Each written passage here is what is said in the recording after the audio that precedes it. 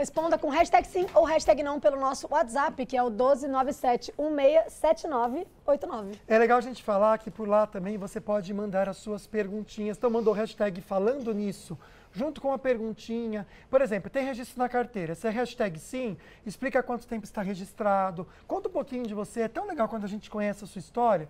E já faz a perguntinha com hashtag falando nisso, tá bom? Colocando o hashtag falando nisso, você concorre um par de convites para o cinema. E aí a gente quer presentear você que participa aqui do programa. Ó, vamos lá. Em 2025, o Brasil atingiu um recorde de trabalhadores com carteira assinada. O CLT, né? Com mais de 48 milhões de vínculos empregatícios formais, segundo o CAGED divulgado em maio desse ano. Pois é, mas o número de trabalhadores informais também cresceu, né? O que preocupa, porque com isso tem a demanda de entender os desafios e os direitos dos trabalhadores registrados e também não registrados, aqueles que são MEI ou PJ. E para responder nossas dúvidas, a gente recebe aqui no estúdio a doutora Débora Barros. Seja bem-vinda, viu, doutora? Obrigada, Ana. Obrigada, Lucas. É sempre um prazer estar aqui com vocês. Vamos lá, doutora. Que bom ter você aqui. Boa tarde. Vamos entender o que define, na verdade, uma relação de trabalho como CLT e quais são os principais direitos, pensando no CLT, no trabalhador de carteira assinada. Vamos lá. O trabalhador, que é para ter o seu vínculo empregatício reconhecido, ele precisa cumprir uns requisitos que estão elencados lá na CLT. Então, o nome CLT vem daí, né, da Consolidação das Leis Trabalhistas, um conjunto de leis que define quais os requisitos a pessoa precisa preencher para ser considerado aí um empregado.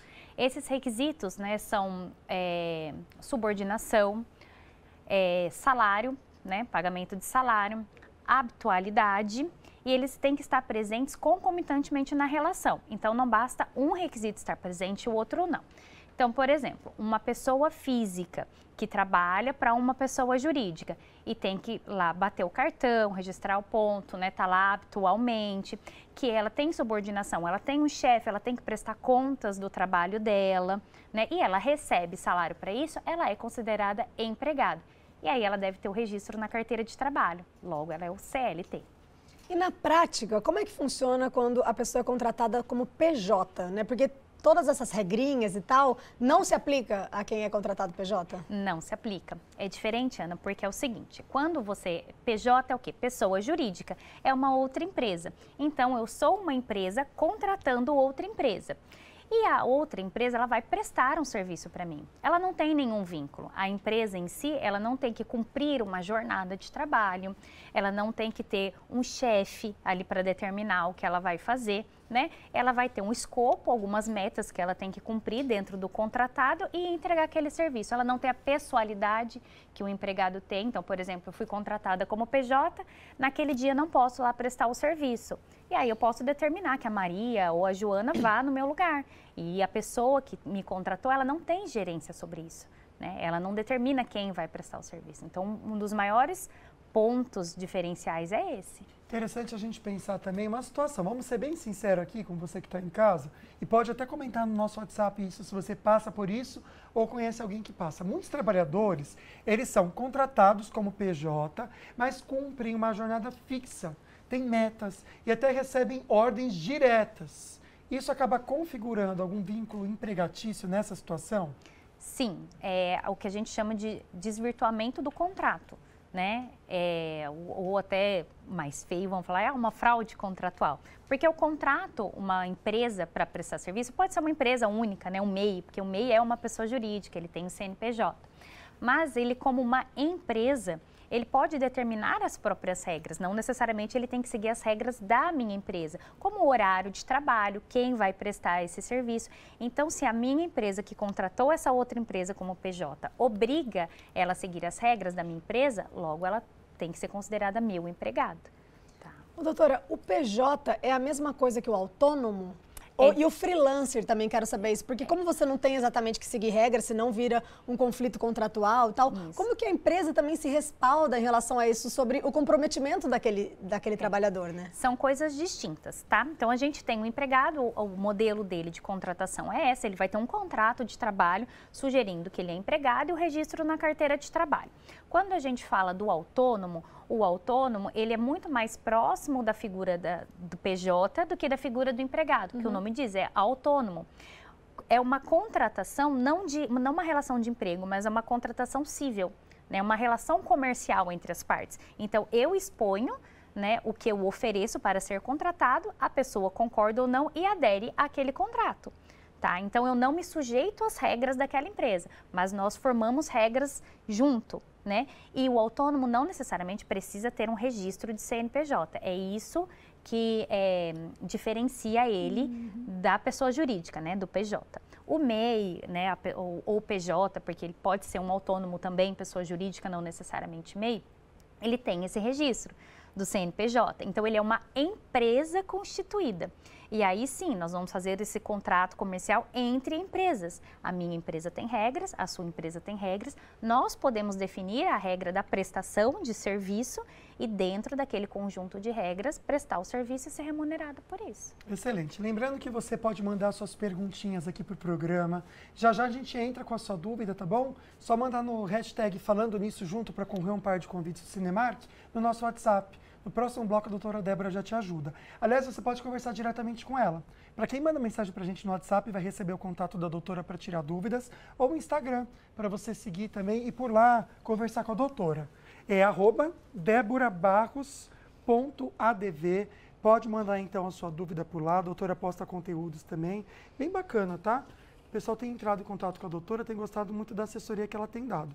E é tão importante, né? Porque nesse momento, Ana, a gente sabe que tem muita transição, as pessoas estão entendendo o que funciona ou não. Então, acho que a intenção nossa aqui do programa é trazer uma informação que ajude a resolver. A pior coisa é ficar no limbo. Exatamente. E ficar vivendo uma coisa... não saber para qual lado Isso. vai, né? Isso. É verdade, gente. Aproveitem a dica e acompanhem o nosso programa de hoje e mande a sua participação.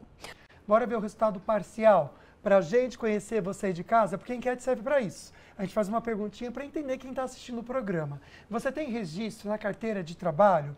Por enquanto, 66% dizendo que não, que serve de alerta esse número também para você em casa prestar atenção nas dicas de hoje. A maioria não tem, né? Você viu como isso foi mudando? Porque as pessoas tinham mais conforto antes quando era registrado, né? Mas foram vendo que as coisas foram mudando, né? E se você tem alguma dúvida sobre esse assunto, participe com a gente. Use a hashtag falando nisso para concorrer um par de ingressos do Cinemark pelo 1297167989.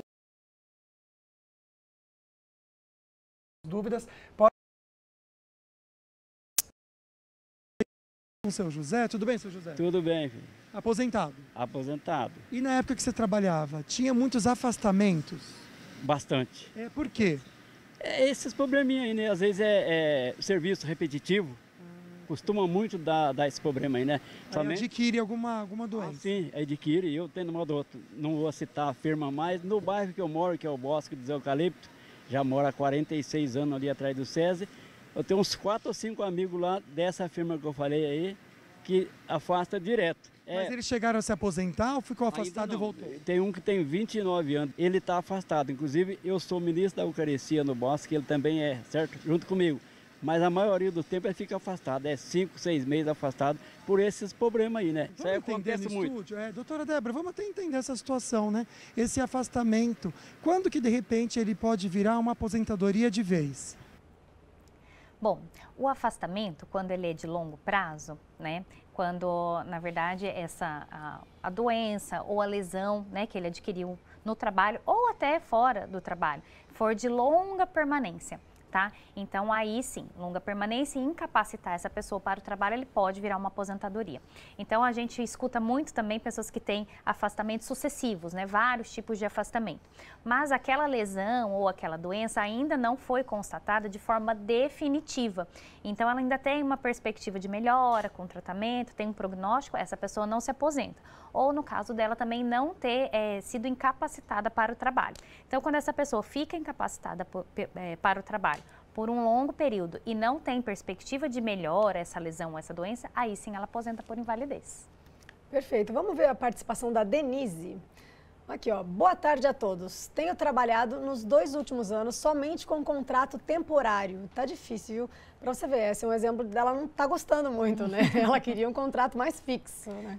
Sim. Essa diferença desses dois, qual é a vantagem também de trabalhar em um ou em outro? Existe algum salário mínimo, onde você precisa escolher entre um e outro, assim? O temporário, na verdade, ele é uma modalidade contratual diferenciada. Ele também é registrado, também é na modalidade CLT, mas ele tem um tempo certo para terminar. Então, muitas empresas, por exemplo, tomam essa mão de obra com um tempo já determinado. Então, ele é temporário, ele tem data para começar e data para terminar. E aí a pessoa não tem essa segurança, porque ela sabe que ela começa a trabalhar no dia X e termina no dia Y. E ela não pode prorrogar esse contrato. Então, ela depende de repente, uma renovação ou uma outra contratação. Então, o temporário, de fato, a pessoa entra sabendo o dia que ela vai embora. Espero que venha um contrato para você que seja excelente, minha amiga, nossa torcida, tá bom? A Francisca tá colocando o hashtag falando nisso, vai participar do sorteio daqui a pouquinho, par de convites do cinema. Vim de Minas com 13 anos, trabalhei e morei em casa de família, porém ninguém me registrou. Poxa vida! E agora, já com 56 anos, nunca tive contribuição. O que farei? Uma situação muito difícil, Francisco. O programa de hoje é um alerta também para isso, né? Sim, Lucas. Porque o que acontece? Quando a gente fala na contribuição, existe ainda um mito de que as pessoas contribuem se estão empregadas CLT. Não, a pessoa pode contribuir de forma individual para o INSS, né, de forma facultativa ou obrigatória. Todo mundo que trabalha, mesmo que não tenha carteira assinada, precisa contribuir para que a gente não caia naquela situação que a gente viu aqui na reportagem anterior.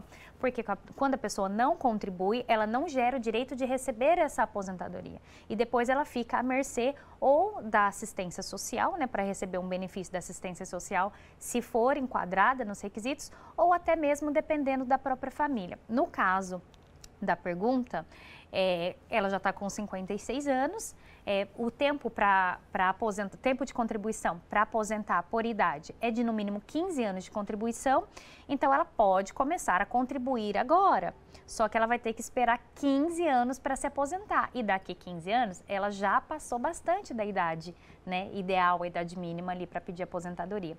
Só que sem contribuição, de fato, ela não teria como aposentar mesmo. Então é interessante esse alerta para, né, quem está assistindo a gente já se respaldem em relação a isso, para não ter que passar por essa mesma situação, tá? O Carlão de São José dos Campos, hashtag sim, também está concorrendo a um par de ingressos do Cinemark, hein? Caso um funcionário não registrado venha a óbito dentro da empresa por acidente de trabalho, quais os direitos e punições à empresa, doutora? Aqui a gente pode ter dois casos, né? O funcionário que ele trabalhava nas regras, com os requisitos, cumprindo os requisitos como se ele fosse um empregado, né? E não estar registrado ali por uma irregularidade. Então precisa ser reconhecido esse vínculo e reconhecido esse acidente. E se a empresa for condenada, ela pode sim ser condenada a pagar uma indenização, uma pensão por morte, se a pessoa deixou dependentes, filhos ou né, um cônjuge, enfim. Mas se a pessoa é uma pessoa jurídica e presta serviços à empresa, é uma outra ótica que a gente precisa analisar. Aí é pelo lado cível, né? Aí não é a Justiça do Trabalho, porque é como a gente falou, PJ com PJ, a gente tem uma conversa contratual, conversa na esfera civil. A pessoa física prestando serviço para uma empresa, aí sim é a Justiça do Trabalho que vai tutelar essa relação. Tá certo. A gente sabe que muitas dúvidas surgem durante o programa, então você pode mandar perguntinha aqui para o WhatsApp, mas a dica de hoje para você especial é conversar direto com a doutora. E uma das maneiras para você fazer isso, porque realmente ela está aberta a ajudar você, é pelo Instagram. Vamos passar aqui e reforçar então? Débora_Barros.adv. A gente sabe que existem muitas situações relacionadas ao mercado de trabalho, então, independente de qual for a sua, a doutora Débora pode te ajudar com conteúdo, viu? Pode acessar aqui, com certeza ela vai te responder, tá certo? Débora_Barros.adv. E voltando para o nosso assunto de hoje, direito trabalhista. Você é registrado? Vamos ver o resultado final da nossa enquete? Hashtag sim ou hashtag não, vamos ver. Ah lá, deu uma diminuída. É verdade. Aliás, mudou, né? Mudou. Mudou, tava com hashtag não, tava ganhando. A maioria das pessoas aqui são registradas, hein? O que mostra como está o perfil mesmo do trabalhador agora, né? A gente já volta para esse assunto, só lembrando que você que manda perguntinha, comentando o seu caso, se quiser falar até da empresa que você trabalha, não coloca o nome da empresa não, tá bom? Porque a gente vai ter que tirar de qualquer forma, para a gente não ter problema trabalhistas também com eles, tá certo? Hashtag falando nisso, mandou seu comentário, sua dúvida, você concorre a um par de convites para o cinema, tá certo? 12997167989. E tem mais perguntinha direto do Açaí Colinas para a doutora Débora, vamos ver? Estou conversando agora com a Amarildo aqui no Açaí Colinas, ele que é empresário e se aposentou. Sim, sou um ex-empresário, já fiz a minha aposentadoria privada, já antecipada com o tempo, e hoje eu vivo realmente usufruindo do que eu construí no caminho da minha vida.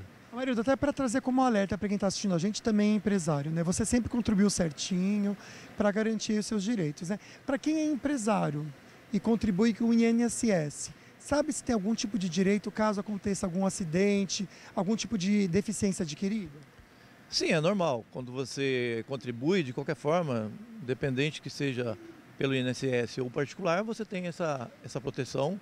E quando você tem um acidente, normal. A mesma coisa no CLT, você consegue da mesma forma todo o amparo das instituições. Doutora Débora, é isso mesmo, né? Existe esse amparo para quem contribui. Sim. É aquilo que a gente falou, né? Tem a obrigação de contribuir, toda pessoa que trabalha, né? O empresário também trabalha, então ele também tem que contribuir aí com o INSS, tá?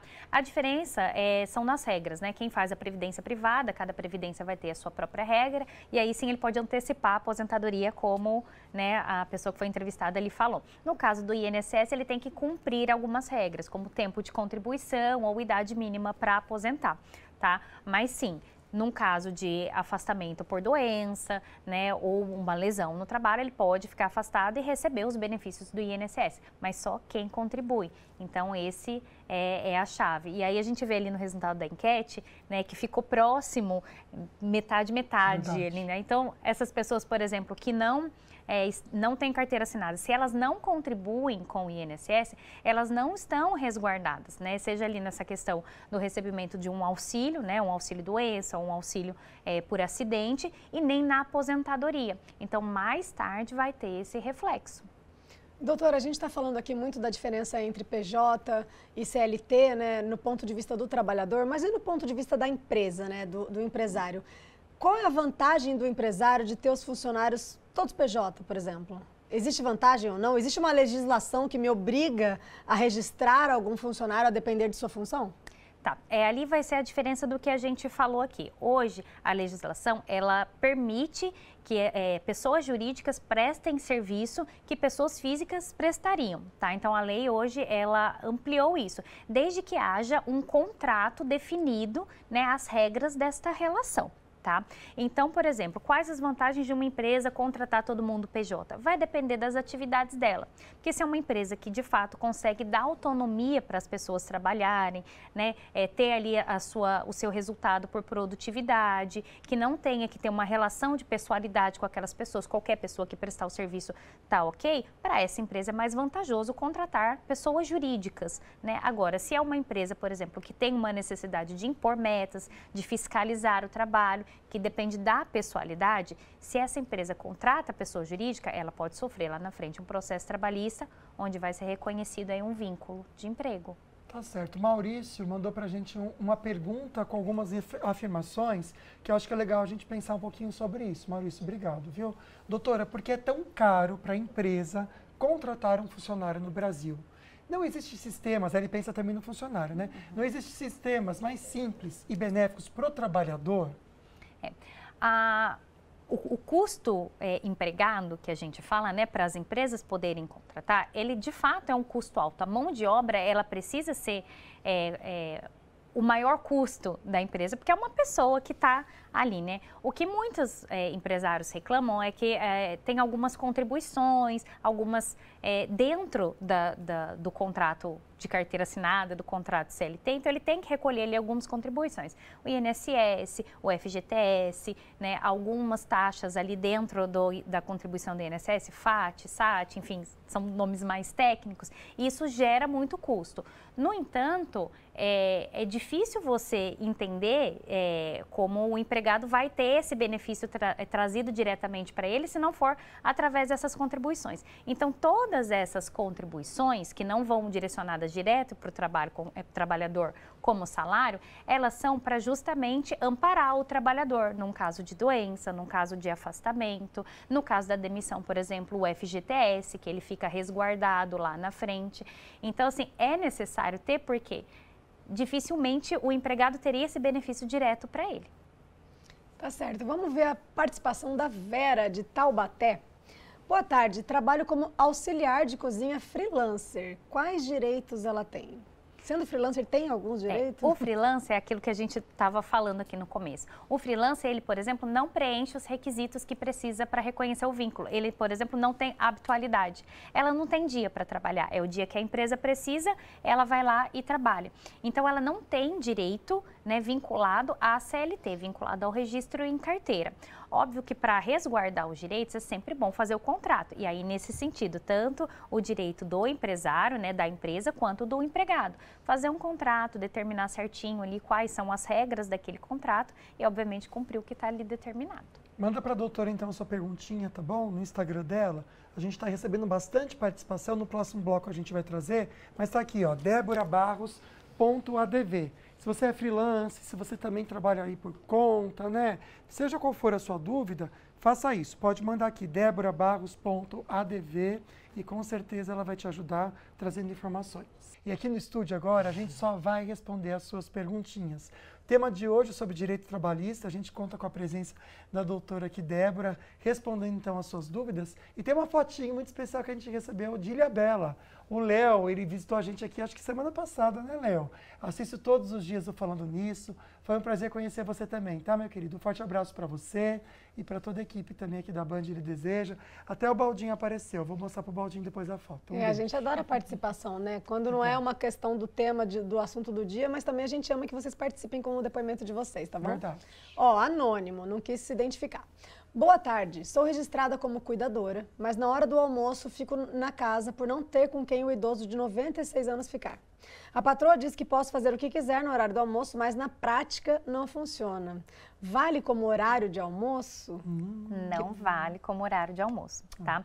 O horário de almoço realmente é uma pausa para refeição e descanso. Então, a pessoa pode fazer a refeição e descansar ou só fazer sua refeição. E nesse momento, ela não pode estar à disposição do empregador, tá? Então, se essa pessoa pleitear isso na justiça, ela pode sim vir a ganhar essa hora acrescida de um adicional de hora extra. Olha só, a Ademar de Taubaté também mandou uma perguntinha pra gente, comentando um caso, né, interessante, viu? Boa tarde para você, meu amigo. Servidor público municipal de licença médica pode ser demitido ou deve ser suspenso? Aí vai depender, porque assim, o servidor público municipal ou servidor público de qualquer outra ordem, ele não está regido pela CLT. Ele está regido por um estatuto. E cada lugar vai ter seu estatuto. Cada município, cada estado e o estatuto da União, tá? Em regra geral, ninguém que está de licença saúde pode sofrer nenhuma punição. Então, deveria ser suspenso. Mas, para falar com propriedade, precisaria saber qual município, regras do estatuto. Então, porque muda de município? Muda. Tá. Olha, a Isa também tem uma dúvida interessante. Ó. Trabalho CLT 6x1 e estão tentando implantar os 12,36, mas com redução. Pode ter redução de salário? Não existe redução de salário, né? Quando você é CLT, né? Não existe. O salário ele é protegido pela Constituição Federal e a redução de salário ela tem duas regras para que ela possa acontecer. Primeiro, por negociação coletiva através do sindicato e de forma temporária. Tá? Então, por exemplo, a empresa está passando por uma dificuldade, ela pode fazer uma negociação com o sindicato, reduzir a força de trabalho, que são os famosos layoffs que a gente vê por aí, e aí pode ter uma redução de salário, mas isso tem que ser combinado com o sindicato. E outra coisa que acontece aí nesse caso é a alteração de escala. A escala 12/36 ela é específica somente para alguns casos, algumas profissões, então não é todo mundo que pode trabalhar 12/36. Então tem que ver se é o caso de poder e negociar com o sindicato. A empresa não pode fazer de forma deliberada. Tá certo. Olha só, a Regina comentou aqui. Nossa, Regina, espero que não seja com você. E se for, a gente lamenta muito, alguém que você conhece. A pessoa com diagnóstico de câncer pode ser demitida após 2 meses de retorno ao trabalho, doutora? São situações muito específicas, Sim. tá? Em regra, qualquer empresa pode demitir a pessoa. Só que o que acontece? Quando é caracterizado uma demissão por ato discriminatório, demitiu por constatação de determinada doença ou de determinada incapacidade, tá? Essa pessoa, ela pode ter direito de voltar a trabalhar na empresa. Então, cada caso, obviamente, é muito específico, o caso dessa pessoa tem que ser analisado de pertinho, mas ela pode ter direito, sim, de ser reintegrada e voltar a trabalhar por ter caracterizado aí um ato discriminatório na demissão. Poxa, difícil, né? Muito. Ó, a Geisa de Taubaté. Hashtag não, tá concorrendo ao par de ingressos que a gente vai sortear daqui a pouco, hein, gente? Sou autônoma, trabalho com transporte escolar há 17 anos e contribuo com o INSS. O mínimo. Estou no caminho certo? Nesse caso, ela está o mínimo. Não, o correto é fazer a contribuição, né? A contribuição, ela vai de acordo com os ganhos, né, daquela pessoa. Então, ela vai ter uma tabela ali para fazer essa contribuição, ciente de que se ela contribui pelo mínimo, obviamente ela vai receber lá pelo mínimo. E também tem uma questão, que nem todo mundo que contribui no teto vai receber no teto. É uma média, né? Um cálculo médio que é feito toda a vida contributiva dessa pessoa, mas está no caminho certo, tem que contribuir para poder garantir a aposentadoria no futuro. Vamos até reforçar essa questão da contribuição, porque a Meire comentou aqui, obrigado, viu, Meire, por trazer esse depoimento. Ela colocou o hashtag falando nisso, porque daqui a pouquinho, quem manda pergunta com o hashtag falando nisso, concorre um par de convites para o cinema, tá certo? Boa tarde, trabalho freelancer, mas não esqueço de pagar meu INSS. Doutora, vamos trazer então esse reforço? Né? A pessoa que está contribuindo, ela vai ter o direito à aposentadoria. Isso. Quem não contribui, seja por idade, gente, não tem como. Exatamente. O que ela está fazendo ali é o correto, né? A pessoa trabalha, ela não tem vínculo nenhum à empresa, não vai pagar ali uma parte do INSS, porque a empresa não paga o INSS total, gente. O empregado também paga a parte verdade, dele. tem um desconto, Isso. Né? Tá? Então, quando a pessoa trabalha por conta, né, o autônomo, o freelancer, ela tem que pagar na totalidade essa contribuição para o INSS. Então, ela fazendo essa contribuição, ela vai atingir lá o tempo de contribuição e a idade mínima para aposentar e ela já vai poder se aposentar. Doutora, como que os trabalhadores podem ir atrás de seus direitos? Que a gente estava falando sobre o conflito de contrato PJ ou CLT. Às vezes você é PJ, mas trabalha como se fosse um CLT. E isso é um conflito. Que provas esse trabalhador precisa ter para ir atrás dessas ações? Ele precisa comprovar a questão dos requisitos para o vínculo, que é aquilo que a gente falou lá no começo. Então, o empregado que ele comprova, por exemplo, que ele recebia ordens, né, que ele tinha uma subordinação, que tinha que ser ele para trabalhar, que tinha pessoalidade nessa relação, que tinha habitualidade nessa relação, que ele tinha que estar lá batendo cartão, estar lá todos os dias, que ele tinha metas para cumprir. Então, se ele consegue juntar provas, né, elementos que comprovem isso, ele consegue comprovar a relação e o tratamento dele como um empregado. E aí vai entrar na justiça, né? Obviamente o judiciário vai analisar todo esse conjunto de provas para determinar como era essa relação. Mas é essencial que comprove esses requisitos aí da CLT. Tá certo. A Andresa, acho que para terminar o programa, ela está participando aqui com a gente, hashtag falando nisso, diz que a CLT, desempregada, mas é MEI, desde 2016 na área de assessoria e serviços. Ela acredita que cada um tem suas regras e direitos distintos, mas ainda hoje há muita desinformação e por quê? Temos tantos recursos, inclusive o nosso programa, junto com a doutora, está aqui para isso, viu, Andressa? Para trazer a informação, porque muitas vezes a gente traz um alerta até para quem está em casa sobre a contribuição ou os direitos, e a informação muda tudo, né, doutora? Exatamente. Assim, tem de fato muita confusão mesmo, e é normal que haja essa confusão, né? As relações são muito dinâmicas e a lei muitas vezes não acompanha. Nossa última reforma trabalhista foi em 2017, logo depois teve a pandemia, mudou muito mais coisa. Então, as coisas vão mudando e é importante que as pessoas estejam informadas. Nem tudo que pode ou não pode fazer está previsto em lei. Então, é aí que as discussões jurídicas, elas nascem. Tá? Então, ter informação é importante, conhecer os teus direitos é importante, fazer valer eles também. Ó, a Marilena, hashtag falando nisso, tá concorrendo, daqui a pouco a gente vai sortear. Cuido da minha mãe de 94 anos, tem algum direito ou é só a filha sendo generosa? É só a filha sendo filha. É só a filha sendo filha. É uma obrigação, inclusive, da família, né, cuidar dos idosos em situação de vulnerabilidade, da mesma forma que das crianças, né? Agora, se ela exerce isso como uma profissão, como cuidadora, se ela, de repente, tratou isso com algum familiar e ela exerce isso como uma profissão, aí sim ela pode ter algum direito. Tá certo, o importante é o seguinte, gente, de repente até para você, minha querida, sua mãe não tem aposentadoria, mas ela se encaixa no LOAS, ela tem um direito que você pode até tirar sua dúvida com a doutora Débora Barros. Vou reforçar aqui no Instagram, então, deborabarros.adv, para você seguir, mandar suas perguntinhas. Doutora, muito obrigado por hoje, viu? Eu que agradeço, gente, sempre bom estar aqui com vocês. Doutora, obrigada pela sua participação. E vamos de sorteio, ver quem ganhou o nosso par de ingressos do Cinemark. Rufem os tambores, quem foi o ganhador, quem será? Aline! Parabéns, Aline, obrigada, viu, pela sua participação. Daqui a pouco a nossa equipe vai entrar em contato com você, ó, ganhou, é seu. Parabéns, sortuda, teve tanta pergunta, né? Olha, amanhã a gente vai ajudar você, papai e mamãe, ou vovô e vovó, que tem adolescentes que estão se preparando para o Enem ou o vestibular. A Raíris Faet traz para a gente dicas preciosas para esse momento passar de maneira mais tranquila. Sim, trabalhar tudo, né? A questão emocional, a ajuda dos pais, né? Muito importante. Final do ano tá aí, o vestibular também vai chegar junto com ele. Muito obrigada pela sua companhia, tá bom? Até amanhã. Foi muito especial, gente. Fiquem com Deus. Tchau, tchau.